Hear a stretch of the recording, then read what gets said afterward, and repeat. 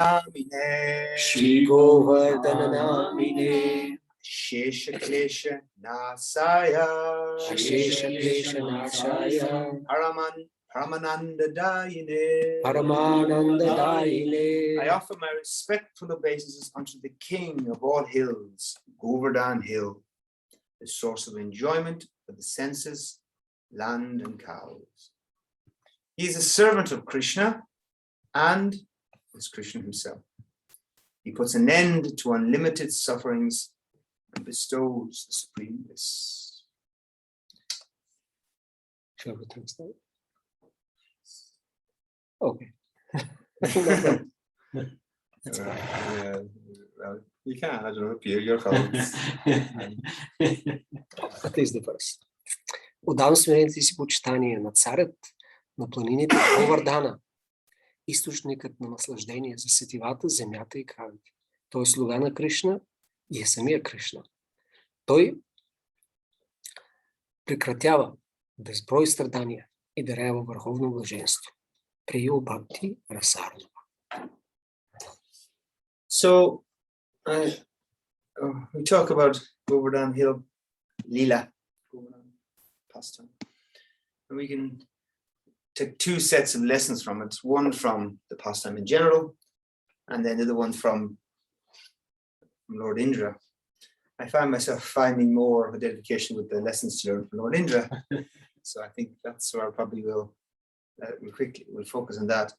But the ones I had from a previous time on Govardhana Hill, the general past lessons to learn. One, our tradition should not become hollow. We should know the meaning of our traditions. We discussed that briefly on that Wednesday. We have to know the meaning, especially for youth. It's important we know why we're doing something. Should we get ready to have all our concepts challenged?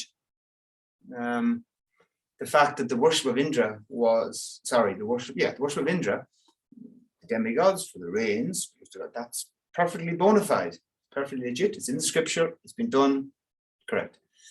And along comes somebody with somebody, who's this body, suggestion that no, let's worship this hill over here. We've never done that before. No, let's start doing that now. So it's like, hello, it's completely, what happened to our own scriptures? So Krishna may at times challenge our ideas of what's the right thing, especially if it brings us closer to him. And that's why we have the famous verse, Sarva Dharma Prityaja, abandon all. Here's the scripture of our religion. You want to get close to Krishna? No. At some point, not whimsically, but at some point, Krishna will push us to the point where we have to, let go of those things we thought were right. Because our concept of what is right is going to be challenged. What we understand is right. Krishna will want us to come a little closer. You don't become Indra. Indra is the most pious living person in the universe. You don't become him without huge piety. But even with all that piety, you have to give it all up to accept what Krishna wants. So get ready to have our concepts challenged. This point we also briefly mentioned, surrender to Krishna now, not later. This idea that it's okay, it's a gradual process. Became a very standard mantra in ISKCON. Many lifetimes. Many lifetimes. No, it's many lifetimes. It's okay. A couple more lifetimes. No problem. Krishna doesn't like this. He doesn't like this attitude, especially when you get close. Which we're close. You don't worship the deity, chant Hare Krishna, live in temples, take prasadam, hear Bhagavatam. That's close. We're in there. But if we're that close and we still think, no, it's okay, I waited. Krishna goes, no. So the residents of Vrindavan, even when after Krishna gave his first set of arguments, and Nanda says, okay, Krishna, okay, I'll do it, but I'll do this first. Krishna goes, no. Now. I want you now to do what I tell you. I don't want just waiting. And I also, again, we mentioned it briefly, I like this point, because Krishna had just the whole wives, the Brahmins, the cowboys went there, they ignored them, then okay, go to the wives. So Krishna shows the Brahmins how we're all there, yagyas, svaha. They were like lost the point. So Krishna taught them a lesson. Then he goes back to he quickly sees his own parents. And he goes, what?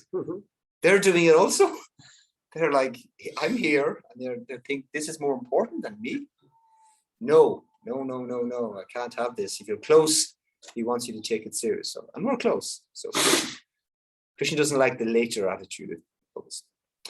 Do we fully believe in Krishna's love for us? That gets, the whole pastime is test upon test upon test. Right? Krishna is, first of all, this is what I want you to do. Are you going to do that, or are you going to stick to your attachments to these traditions you've been? I don't care what. This is what I want you to do. So do that. And then when they agree to Krishna, then everything they feared happened. There was torrential rain. There was devastation, and we do hear, especially in relation to the cows, where the cows were really talked about the rain and the bulls. The rain was falling on their humps and hurting them, and the cows trying to cover the calves. So for initially there was. So even though we think, okay, I'll do what Krishna wants. Oh, look, I'm suffering. What's going on here? I'm suffering. I shouldn't be suffering. And then Krishna goes, okay, I lift up Govardhana Hill, and so come stand under here. And stand under that. You're lifting up your little finger. You're just a little 7-year-old boy, and you think, I'm going to trust you. That's not going to fall. No, don't worry. It's not going to fall. You just trust me. It's it. So yeah, how much Krishna do we have to, at times we have to do that too. That, okay, Krishna says something, the reaction may not be what we expected, but then there is protection. We just have to then trust. At some point, Krishna's going to push our trust in him. We know the whole thing about the different topics discussed in the Bhagavatam, right? The different Sharga, Visharga, Krishna. One of them is Poshan, protection.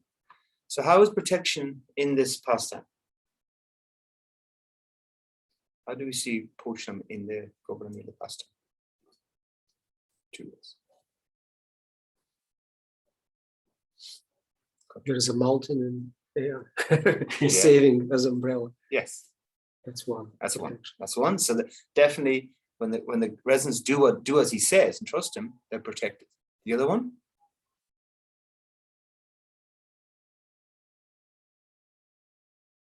Well, there's kind of 3 key elements of the pastime. There's Krishna, the residents of Vrindavan, and there's Indra.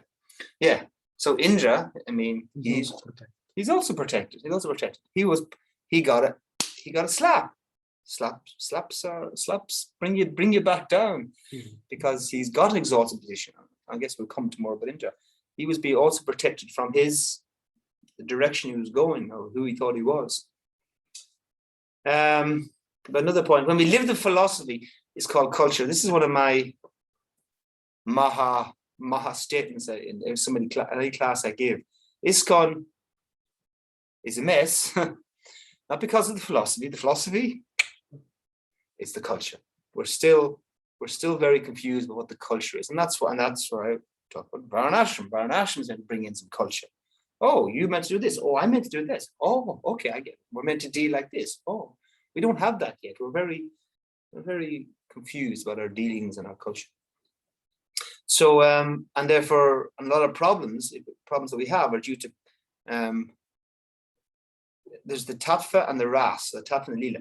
But devotees tend to try, there's the tattva and live the tattva, live it out in tattva as well, live it out in tattva, which is not how it works. And in Krishna, this pastime like Krishna is God. So when Indra got carried away, Krishna could have done so many things. He could have just, slapped him. And it is mentioned somewhere that when Krishna was going to punish Indra, then he stopped and thought, no, let's have some more fun. He wanted to destroy the heavenly planets. You want to destroy the whole heavenly planets, yes. Everything, okay. Yes. Destroy the whole heavenly planets. So, and then Krishna said, no, let me first do what's most important. Let's enjoy the association with my resident Vrindavan. And also let's do it in a way that's ras, it's fun. Let's lift up a mountain like a mushroom. It's much more fun. It's much more person. It's much more nice. So, and I had a point here. Krishna doesn't need us. Krishna actually really wants us. This is what in the philosophy and the culture. Philosophically, Krishna doesn't need us. He's the complete perfect. He's Purnama. He's the peak. But he wants us, which is so much more nicer. He wants us. He feels that. He said, "Okay, He wants us to be part." So again, in our movement, we get bewildered by trying to live out in terms of philosophy. We don't know what the culture should be. Of course, we know a little later on the pastime when they offer. Oh, sorry. Well, actually, earlier on when the residents of Vrindavan worship Govardhana Hill, and Krishna manifests in his gigantic form to eat all the offerings. The famous part of the pastime where big Krishna goes.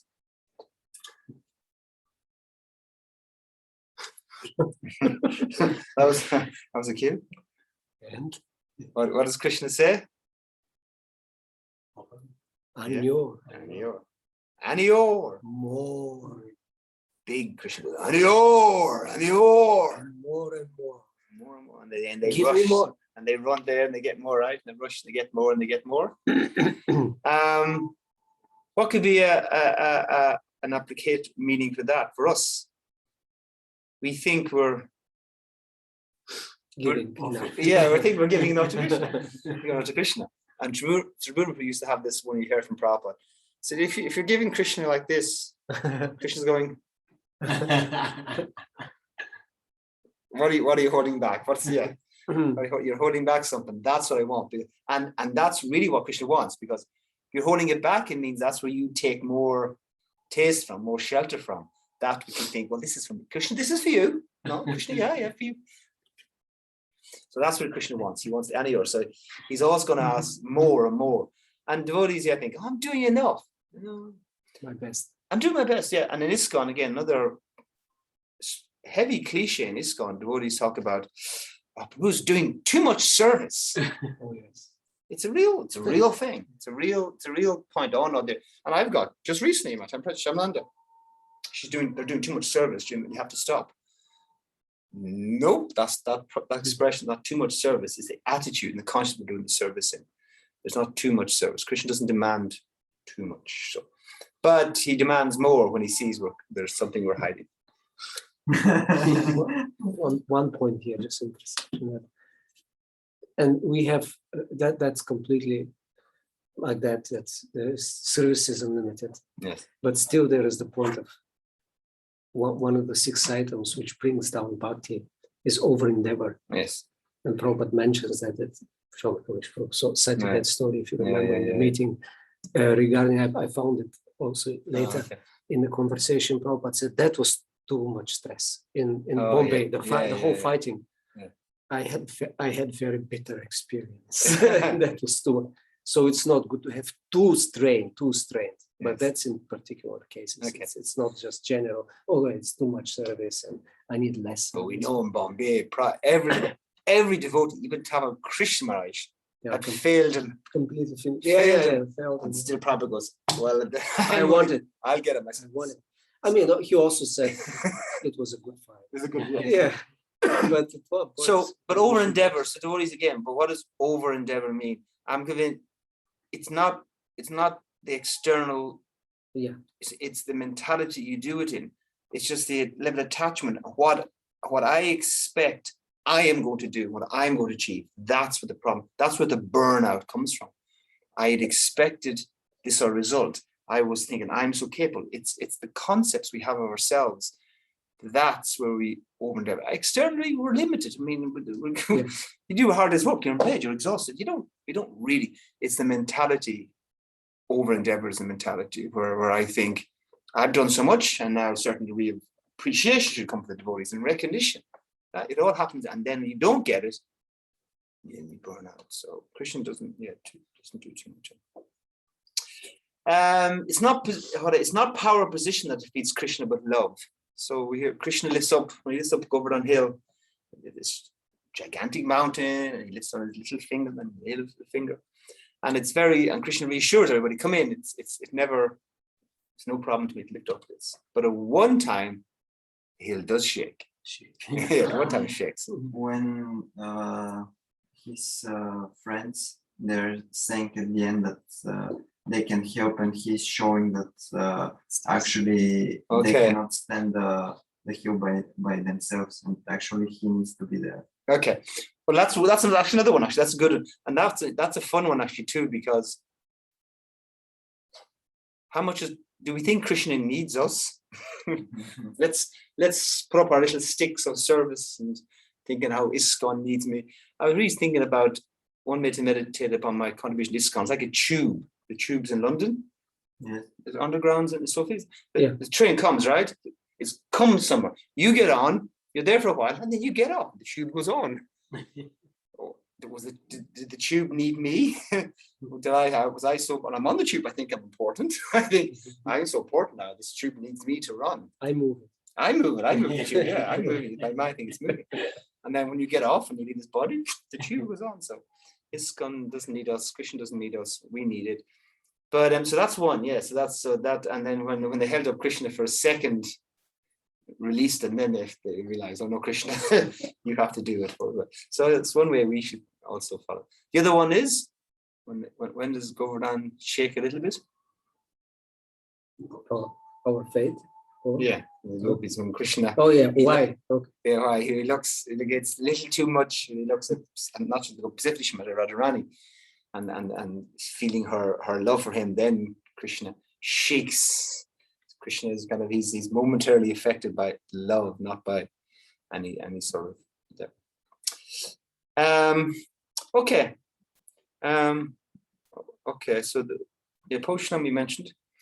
So in this pastime again, so is it the residents of Vrindavan you need to follow, or is it Indra? Now you think, oh, you want to follow the residents of Vrindavan? Where you want to go to Vrindavan? Oh, really? Are you ready to give 100%? Like even them, the residents, they were like the residents of Vrindavan. And for the sake of the pastime, here they are being distracted. And Krishna demands, no, stop this. No, no, now. Krishna's demanding with his residents. Are we really think we're ready for 100%? So let's look at Indra. Indra's got attachments. We can relate to that more. Yeah, well, Krishna, yeah, but I do want to do this for you. Okay, no problem. Like Indra's attached to the power and position, he wants it, but he's in Krishna's service. It's a very he's trusted, very powerful, it's wonderful what he does. But Krishna has to then look after her in that position because things can go wrong. So let's there are a nice few of the questions, we'll come back at the end. So Indra, Sri Ramaswamy, in his books with the Bhakti Chintamani, it's really, Maharaj is famous for his technicalities. So he says devotional service can be broken down to 3 types of sadhana: aropaya sadhana, sangha sadhana, and srupa sadhana. That's coming from Jagadananda Pali. Yeah, he mentions it in 2 places, and one of them is okay. And specifically, so aropaya sadhana is where you're practicing sadhana, you're practicing devotional service, but you're infusing it with our own concepts, with our own ideas of how I should serve Krishna, of how we do service, and how much. And that's what Indra's doing. Indra's serving Krishna. He's in charge of the whole universe, but he's doing it with his own concepts. So that's no good. Just Krishna needs us to move up to at least to the Sangha sadhana bhakti, where it's the Madhyam platform, where you understand it. You understand, okay, this is a problem I have here. Let me address it. In Aropya sadhana, you kind of not addressing it. You're thinking, well, perfectly fine. I do what I want for Krishna. I rubber stamp for Krishna, and then I do it. And we don't really understand the importance that it has to be for Krishna's pleasure, not for me. I offer to Krishna for Krishna's pleasure. I heard probably this morning saying motivation. Unless our motivation is pure, we are going to be frustrated. And it's required that we get frustrated. So devotees, again, back to our chant and be happy. It's a big part of our process. We have to say, chant and be frustrated. We have to be frustrated, because frustration brings us to attention that our motivation is not pure and that I have to change my motivation. Because like Krishna himself, like Chatruvajabidanti Mam Gyana, 4 types of people come to him. He doesn't say those for me. distressed, welcome, because they have knowledge. We're not here because we came looking for Krishna. No one comes to Krishna consciousness looking for Krishna. We come to Krishna consciousness looking for distress. Oh, this is nice, whatever it is, some superficial or deep. But we didn't come looking to Krishna consciousness looking for Krishna. But Krishna saw something, and whatever it was, he took it and used that to bring us into association with his devotees. And so our process is, our purification is that motivation has to change. The motivation has to change. Why I came to Krishna consciousness, why I stayed, and why I'm going to be successful is a constant battle with changing my motivation. And I'm only going to be willing to change motivation when I encounter some frustration. And when I encounter it, and devotees shouldn't be surprised, get frustrated. Some Indra, this is what Indra is like. He's there, the king, and he wants his yajna, and he sees it's not being done. He gets very frustrated. And frustration, of course, is the twin brother of anger. He gets angry then. So devotees get frustrated a lot and get angry a lot. And personally, and that's why devotees leave. Why we leave? Because this is not working. They weren't willing to embrace that I have to change my motivation. I'm now frustrated for one reason. It's not because they said this or they didn't do that or no one agreed. I'm not willing to embrace my change motivation. It's in Prabhupada to get a whole discussion about motivation and frustration. So to the degree that our motivation becomes pure, we'll be less frustrated. So the pastime in general, it's also reassuring and worrying. So you think apart from the residents of Vrindavan, right? Krishna will protect you. Whenever you do, Krishna will protect you, right? That's Poshanam for the residents of Vrindavan. But Poshanam for Indra, it's quite worrying, this pastime, because whatever attachments you have, it's going to come out. And if you're not careful, it'll come out in a very public way, which is everyone's worst fear. We all have things like an Indra. So an Indra like got exposed to everybody. Even just yesterday, that was a nice little point about as soon as the pastime is finished, all the charanas and the siddhas and the apsaras, they all come, right? They come and pray. So they all betrayed Indra. He's the king of the demigods. So all the lower demigods. So it's only the person who was in top. It sounded like he was the only one that was trying to do this, and all the demigods knew this.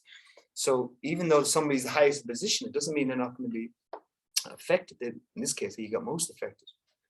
What was the other one? Oh, abuse of power. Indra, he's like, talk about to defend himself. He took everything that's at his availability and used it to defend his position. And that's also a dangerous thing in position. We use our position to defend. But it's so the pastime, even though it's we love Govardhana Puja Day, it's no fasting and there's sweets and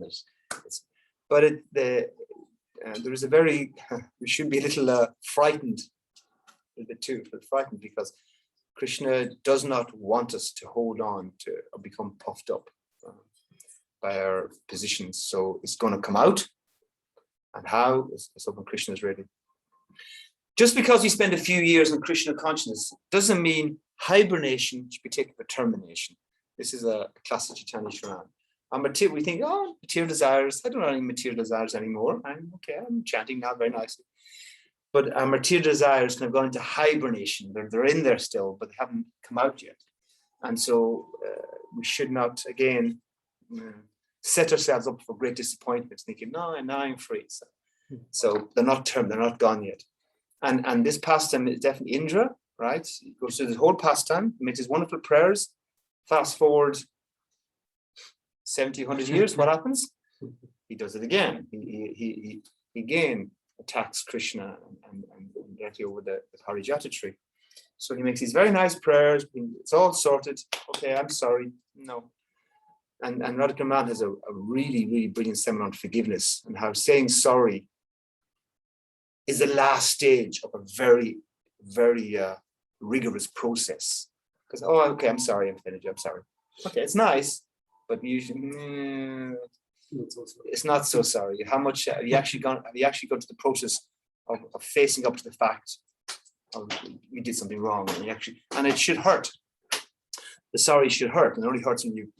So Indra said sorry straight away, and some lamentation, but if you see later on, it came back. So even though when if we address some desire, it doesn't mean it's not going to come back again. So hibernation, termination of our material desires.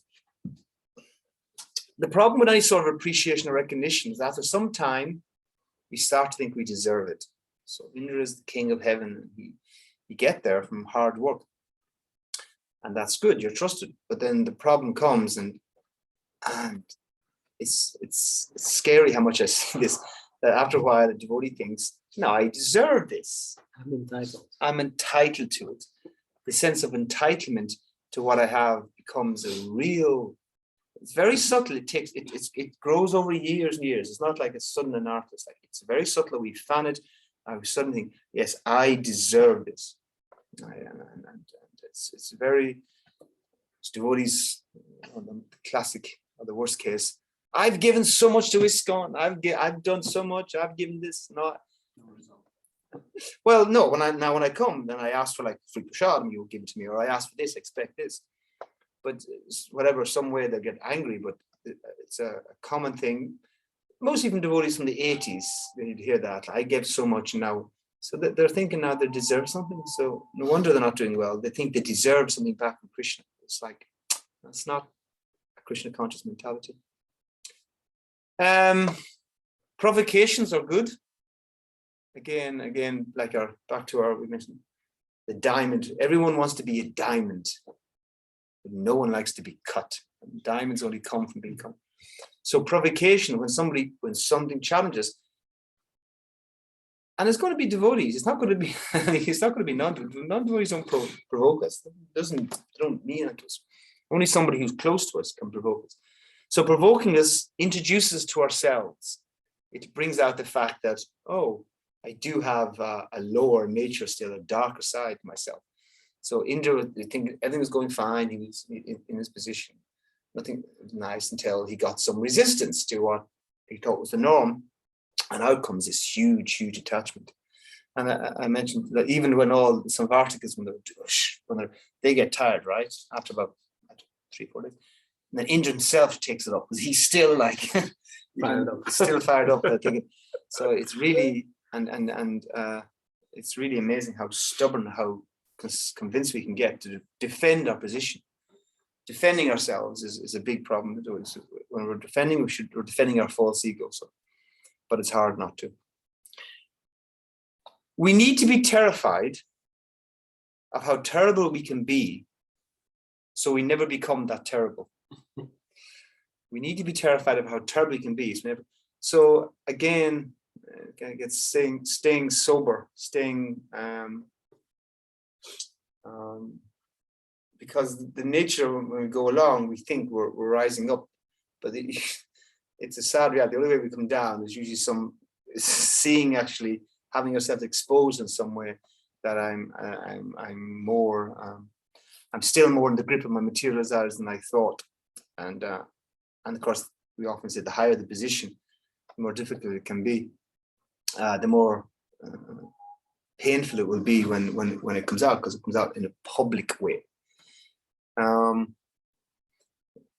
In Lord Brahma's case, we've seen that. So Brahma, Lord Brahma, Lord Indra, Lord Shiva all have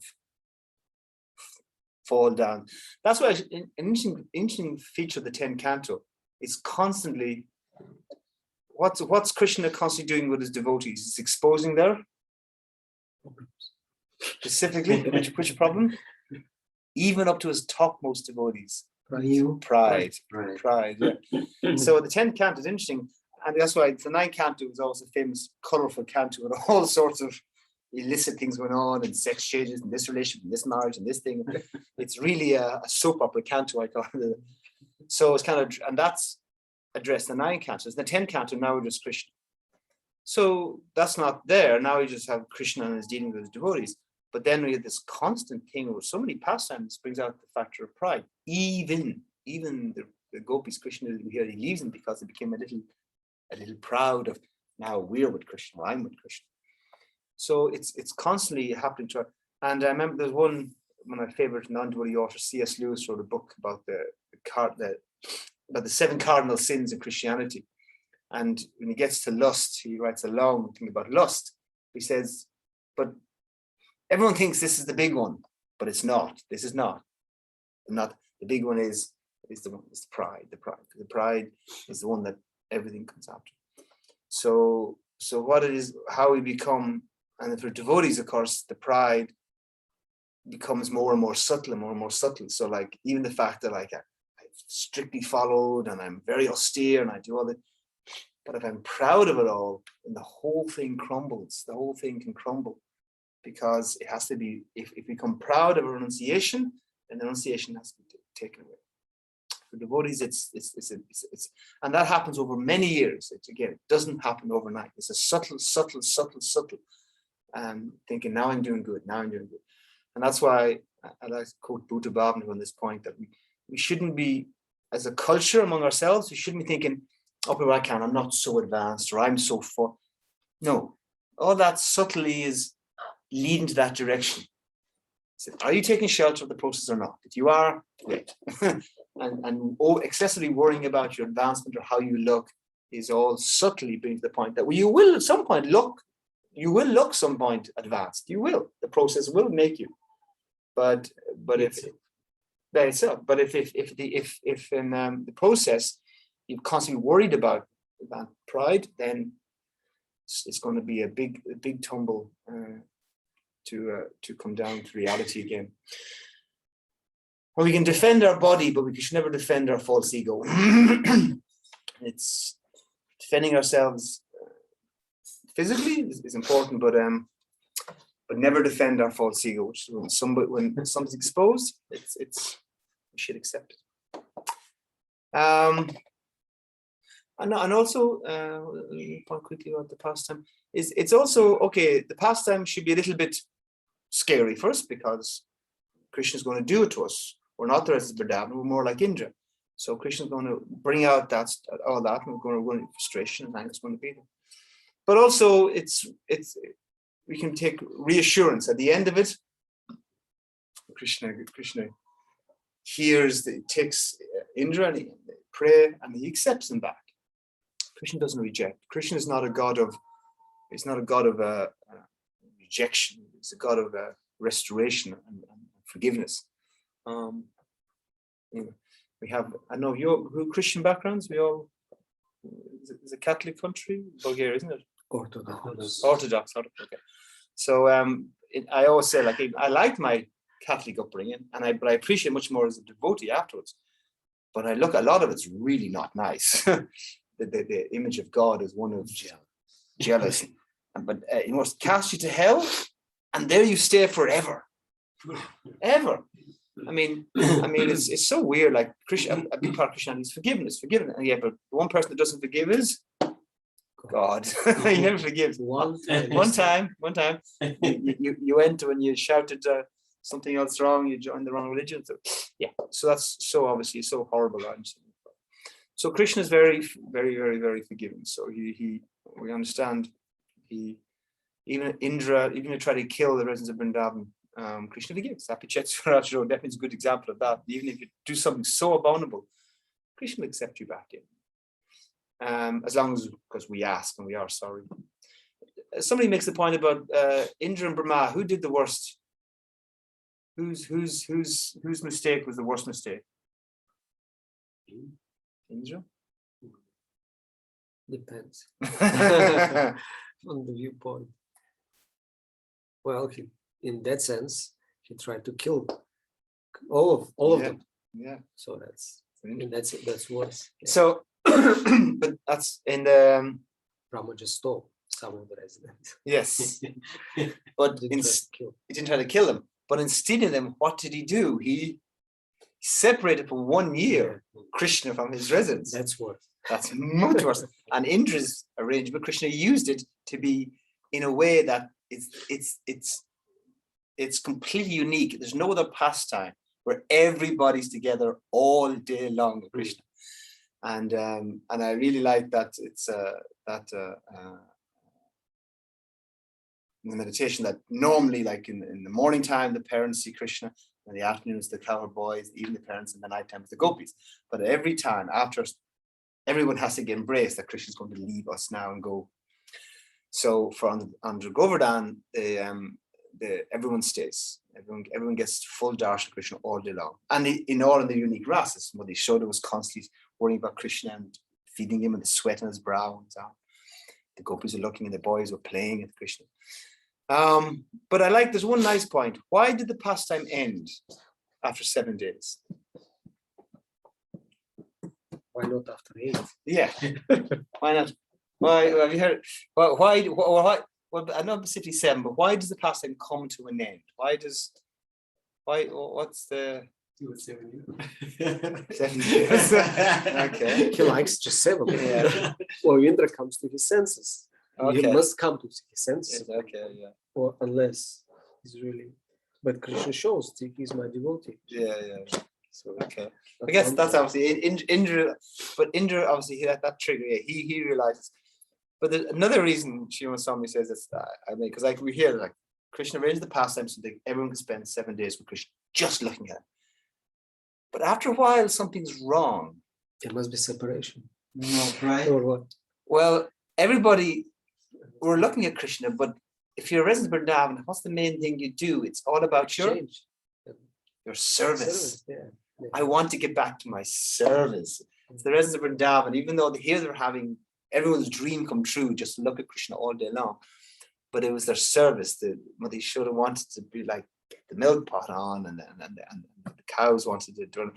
Everyone was missing their service. So I mean, it's such a like, and that's why I think I mentioned earlier. 2 days on our service. Our service is so important for us. It's how most of us right now get to Krishna. Obviously, we have to chant and we hear, but on our stage, it's our service is our main. So even the rest of Vrindavan were missing their services. I like that. That's why Krishna. Okay. And then Indra came, realized too. And then I also this nice little fun. Krishna, Govardhan is Krishna, not different from Krishna, but that's a point of tattva, right? From the point of ras, he's mostly in the mood of the servant, the servant Krishna, like Lord Chaitanya. Lord Chaitanya is 100% Krishna, but he's mostly in the mood and didn't like him. So here, and then that's why Krishna, Giri Govardhan is the best servant of Krishna. So what are the ways Giriraj serves Krishna? So what are the ways that we hear? So I know this. Let's do one. Let's see. One of the ways Giriraj serves Krishna as the best servant.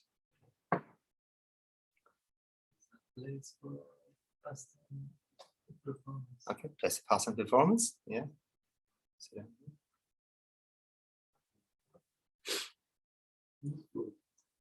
because he reviewed and give us chance to serve. So more specific, how specifically does Giriraj serve Krishna in the best way? Some little details.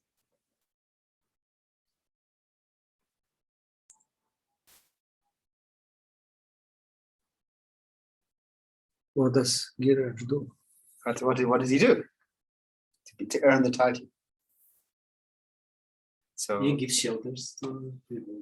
Okay, and specifically, in what way does he give shelter? He gives shelter in form of many caves. Actually the caves. The shelter and I mean, obviously there's pastimes there, but on a normal day-to-day basis, it's said that the caves, when it was too hot, Krishna and the boys would go inside the cave. It was nice and cooling. And if it was too cool, they go inside the caves, and the caves were warm. So Giriraj's caves didn't need air conditioning. They're naturally conditioned to adjust to Krishna. So yeah, so they give shelter by the caves. Another way Giriraj serves Krishna. Well, the word itself, Govardhana. Mm-hmm. Govardhana means nourishes or feeds the cows. Yes. Giriraj provides the best grass for Krishna's cows. And Krishna is very, very, very pleased with the grass in Govardhan. A few other. Do you know another way Giriraj serves Krishna? Waterfalls. Well, yeah, And the breeze. the breezes that carry the water. There's this very, very pleasant. Even though we understand Vrindavan was obviously proper Vrindavan, then it was beautiful, luxurious, but still it was hot. So the moisture coming from the waterfalls on Govardhana and this light mist was very nice, very calm. So Krishna really appreciated that.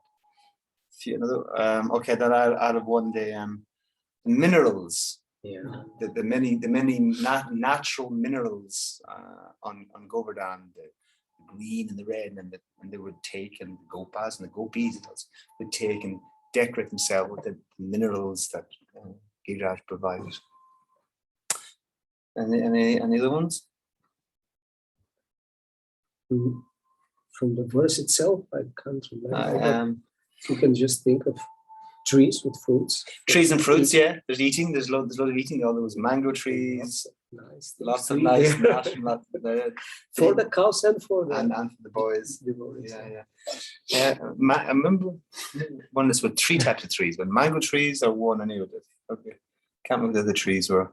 Wasn't banana. Is it apple. allowed to take fruits from you? No. Well, for Krishna. Yeah. I mean, we're talking about devotees, the Christians. internal associates there. That's how Giriraj serves. He gives everything for the cows, for devotees, and for Krishna. What lakes we didn't mention? Besides the waterfall. Lakes, yeah, lakes for bathing, washing in. One I like is that Water pastimes. yeah, specifically, and actually, when you go to a modern fairground now, in any water park, what's everybody's favorite thing in the water park? There, What? Yeah, the slides. They have They have In Govardhana. really good slides. Giriraj are the best slides for because everyone loves the slide. Woo-wee! So Giriraj, and we didn't finish this thing about how high Govardhana. I didn't finish. So Giriraj, we hear, shrinks every day one mustard seed. And Srimad Swami says if you take a mustard seed to be a millimeter, so you multiply a millimeter as 365, 3 meters a year, 3.6 meters a year. It diminishes, yeah. And multiplied by 5,000, Krishna's here in the world. So there you get Giriraj was much bigger. And how much? I didn't actually do the final sum. Do the final sum. I don't have a calculator here. Well, it's easy. 5,000. Three, for you, how much? 3.6 meters. Okay, let's say 4 meters. 4 meters. 4 meters times 5,000. That is 20,000. 20,000 meters, 20 kilometers high. That's In it. Shastra is 80,000, I think. 80. Somewhere. Garuda Purana or Garuda Samhita. So anyway, but it was But really when big. for the first time, so slides, so exciting slides. Many, it's something like that. It was many thousands. It wasn't because it was much higher than the 8,000 of Mount Everest. It was much more. So 20,000 is okay, double, triple. But the other was I forgot. But I think it's like 80. Because so when we go and look at Giriraj now, here's the king of mountains. You know. It's a bit small for the king of mountains. Can I not go? Yeah, there were many peaks. Like there is in Pancharatra, there's one. Many verses glorifying Shrimati Radharani. One is Shatashringa Nivasini. She lives at the hill of 100 peaks. That's Govardhana. Radhakund is there. They're all the time there. So Shatashringa, 100 peaks. Okay. So it was really something amazing. Because even when Krishna lifts Govardhana, it said all of Vrindavan come under Giriraj. Now Giriraj is in Vrindavan. Yeah. How can all of Govardhana, all of Vrindavan. Vrindavan come under Govardhana? One, it was much bigger, and two, it said across by Krishna's touch of Krishna's finger. What did Giriraj do? Ecstasy. He expanded exactly. So he covered physically all of Vrindavan as well as all Vrindavan could come under. So he was much bigger. It would say that even around Vrindavan, everything was Okay, you need to drive. Yeah. So the storm details are always interesting, right? Yeah. How like the water. Sudarshan going Oh yeah, that's funny. Yeah. evaporating everything. What is waterproof? Everything is around. So that's I forgot that. So even in that case, the rain didn't even touch it because is it in one of the texts? I think we read that the water touched and immediately evaporated upon touching, so it didn't actually. But yet, when the resins came out of under Govardhana, saw that everything was really clean. So because of the Not like after floods here. not after floods, yeah, it's very Complete oh my mess. God. You have to clean your house Hellish, for yeah. weeks. Yeah. Our friend, Oh, brother, yeah. first floor completely Pretty washed out. That's right. Yeah. full of mud. But yeah, Completely clean. completely clean. Everything was spotlessly clean. So, and what was it? And even though, and so when Krishna lived at Govardhana, some of the, I'm not sure which were the charities, they mentioned how it was very beautiful underneath. It wasn't like rocky, and but yet some things did fall from the bottom of Govardhana here, but to make it just a nice border around. So the rain. But yet still, like you also picture clunks, like they were digging over here with their thing. You could see the digging, and it's dirty, but it wasn't so perfectly nice, and it was. Especially the cows, immediately it was perfectly clean, fresh, super soft grass and tasty grass on the road. And there was kuns and trees and everything was there. So Krishna.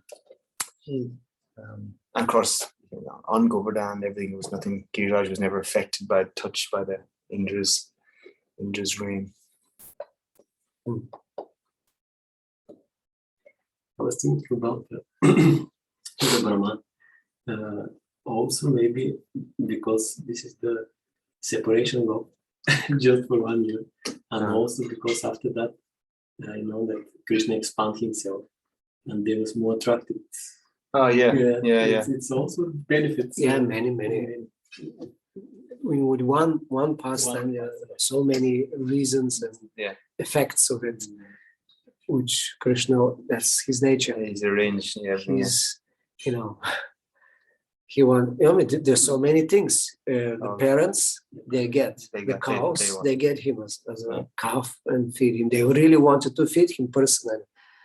The gopis get him as husband because they married at that time. That Raja explained when he was expanded. And so many, and the separation one is so many. But when you said why it ended, that also could be one reason. They missed their service. Okay, we see him, we want to see, but we also want to do something for him. But also the separation. There's only some boga. So it must increase also because it's always increasing. So you need separation for increasing. So then, okay, it's then you start missing him for some part of the day. And then it increases. Endless increases when the parents do that. They come the day, the whole day. The deepest meditation and singing about Krishna there is the pralamba separation. It's what has to end. Even the most nectar thing has to end.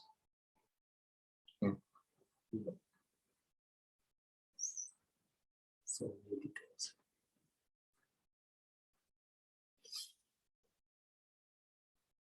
Okay. So big. Even higher than the mirror, yeah. Very hard.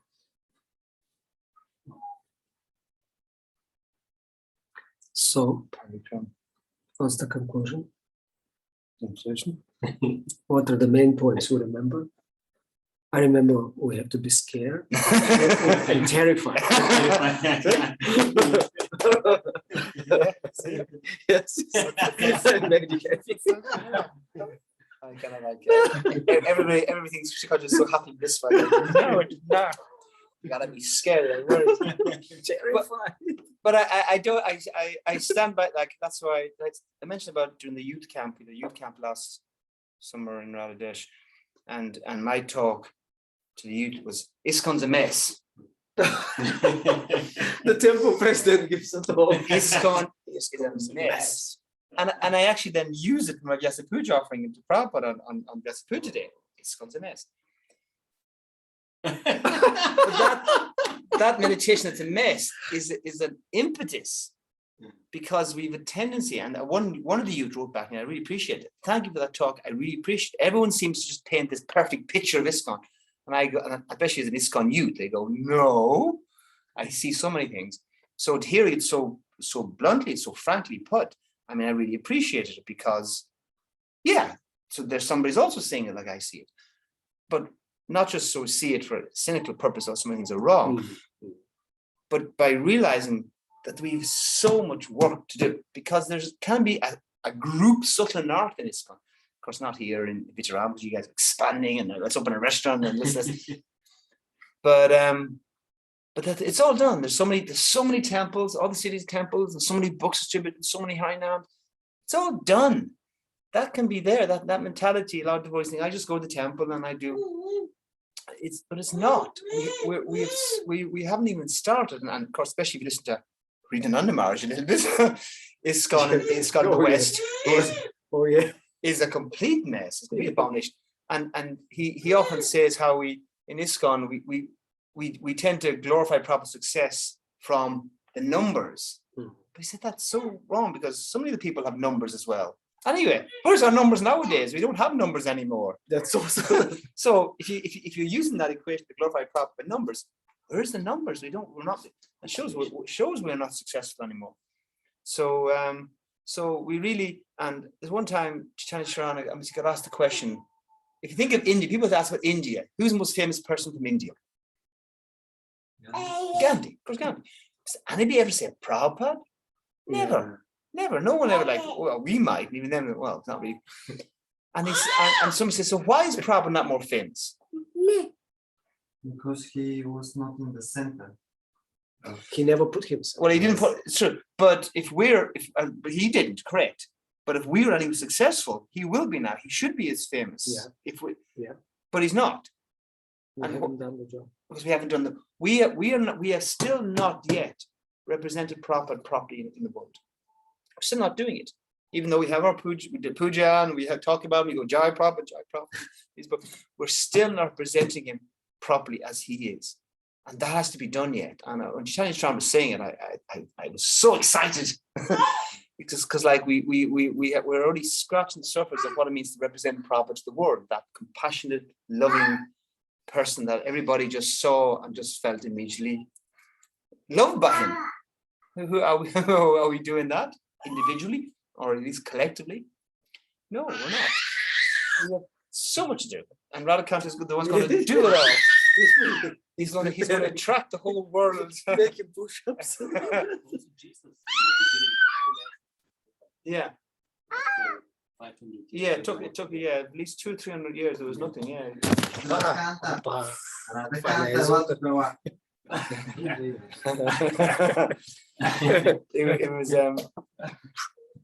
it took some time. So ISKCON, so I mean, the fact that I've got to speak at the famous Varanashram thing, like no one has a clue how to do it.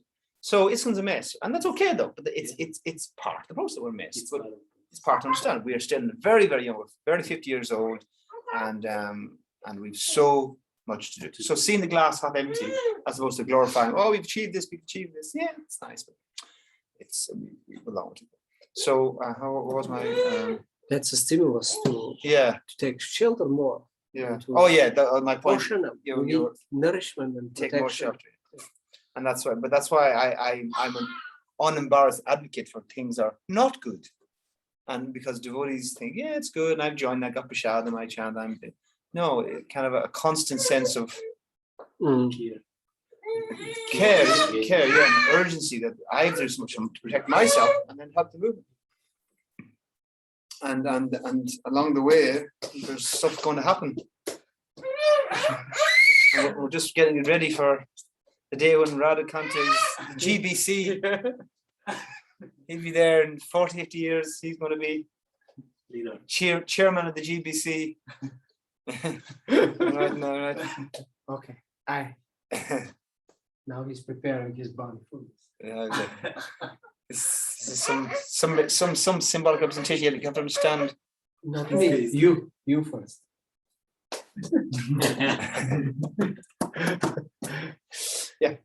Yeah. So I guess so. I'm an unapologetic Is that what it's for, is it? Yes. Oh, that's so much fun, that. He's preparing. Got prepared to bend backwards for Krishna. Yes. Contort yourself for Krishna. Krishna says, bend back, bend back. Yeah, unapologetic. Again, I'm not the nectar ecstatic person. I'm the folks. Gotta give it, because that's what will keep more people unconvinced. If you have less delusions about yourself in the movement, then it's it. Yeah. Oh, Yeah. that was, no, sorry, one point.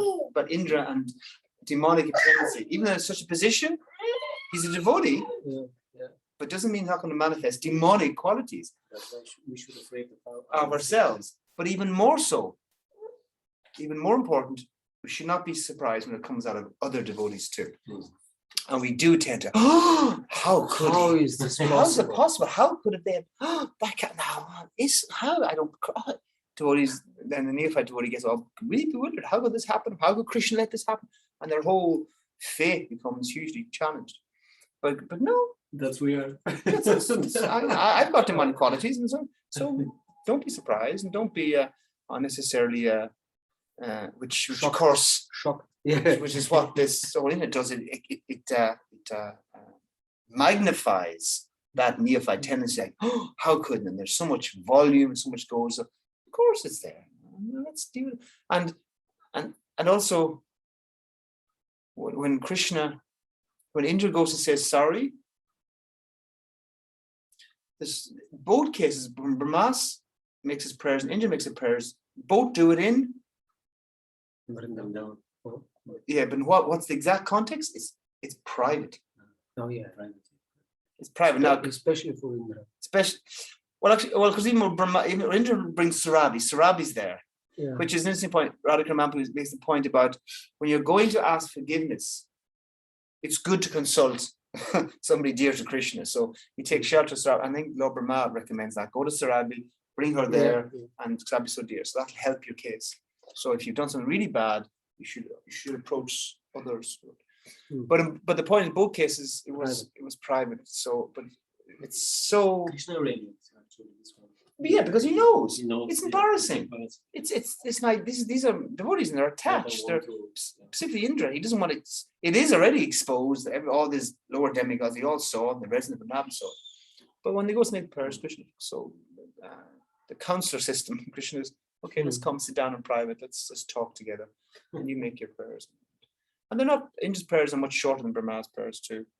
And somebody makes that point too, that after Brahma's prayers, Krishna just he doesn't really. What Acharya said, what is this person with foreheads talking about? He's staying in the studio. I have to move on, you know. With my place. Speed it up here, get through. So Krishna listens. He didn't say anything. He didn't say anything, he just goes. But Indra, he does say. Yeah. He does say. So maybe he could, I don't know if that connects the fact that he's, in one sense, Indra played a role in having this wonderful pastime. So Brahma separated. But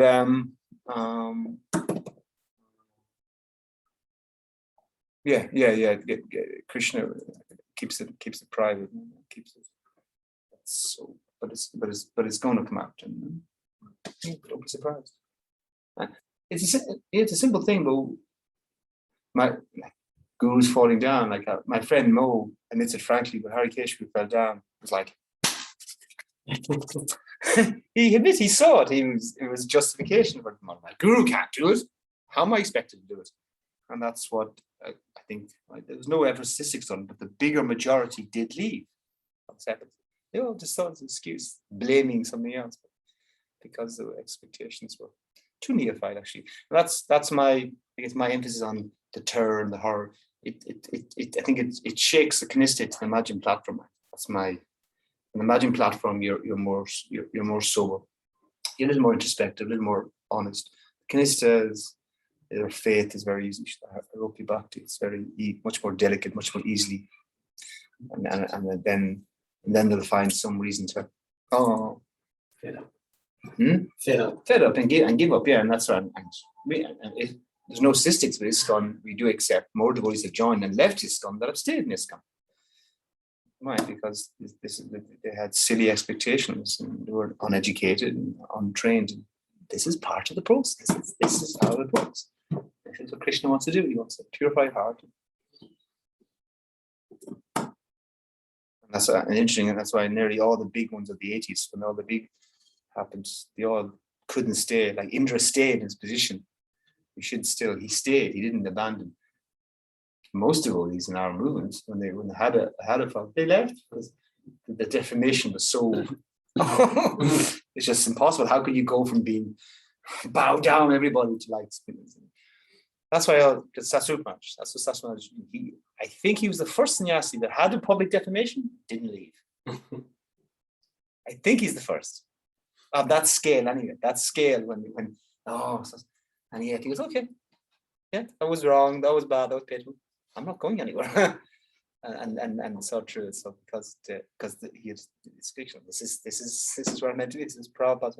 I'm not leaving. Okay, it was tough. It was tough. But that most devotees, they all left. The Bhagavan, the Rameshwaras, and it's too painful. Came back. Yeah. Came back after many years. He was like, he came back, and most do, like Rameshwar was back, and Guru Kripa Maharaj, Guru Kripa Prabhu was back. They come back, but after a 10-15 year gap, because it's just too painful to be from that position. ISKCON, the whole raw to like. He left it a little while too. He was in the early 80s. After his sannyas thing. A little bit. I don't know how long, but he actually looked for a wife. He did it the proper way. Oh, yeah? Should be done. Oh, really? He admitted, okay, I can't, and then I will look for a wife. He looked for, he found, and then he did it. And maybe he wasn't that active. I don't know for not a period, that, but he didn't really didn't look leave in it. that That's sense. true. Okay, that's true. Yeah, Hari sorry, nothing. What was the It wasn't like the other cases, like a fall down with. He planned it in. Okay, I can't do and this. then he looked for it. Like it should be done. If it's like we have in the Mata Sampradaya 800 years, 2 cases, so one was in this century or last century, and then that's okay. He does prayach, does something wherever it should be done, and he properly marries. After that, you're outside of the ashram. But still, because that's the Shastra. But still, they respected. He's famous for his recordings. This person in Madhva Sampradaya, a lot of chanting of mantras, albums. Yeah, he was a sannyasi and he fell down. But yeah, you're right. So embarrassing. Yeah, difficult. It's the most painful. That's why Krishna challenged Arjuna. There's nothing worse than defamation. But the point you're making, that Krishna deals it really in such a way that's privately and this. And Prabhupada, that's why I remembered Madhuvesha Prabhu. He was so upset that devotees broadcasted it immediately. He fell down and he immediately consulted Prabhupada. Why you did that? Why? Especially to the leaders. You should have only told me and I would have dealt with him. And now he's left. I want you to find him. I mean, they knew he went to Hawaii or whatever. Please, I want to bring him. I want to see him immediately. And he wrote him a letter. I need your service. I want to see you as soon as possible. Whatever happened, no problem. You can serve. But that was the most. First, Prabhupada wanted privately to be dealt. And the second, Prabhupada was, okay, no matter what mess you do, I want your service. And then got him married. And then talking. It's amazing. So I don't know how our dear beloved GBC body deals with that nowadays, where it's got to be like official statement and put it out there, because we live in a different world.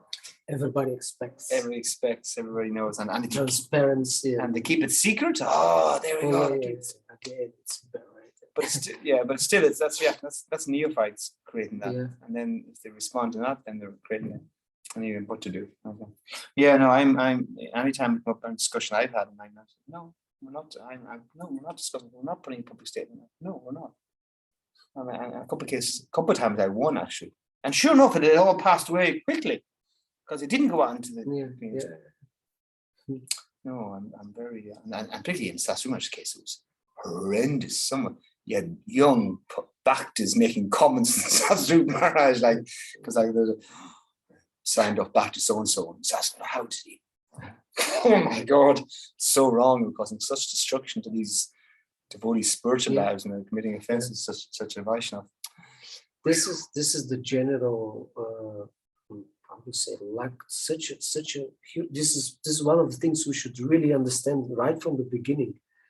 The proper attitude, respect, and especially judging from your position, judging someone who actually you would never reach.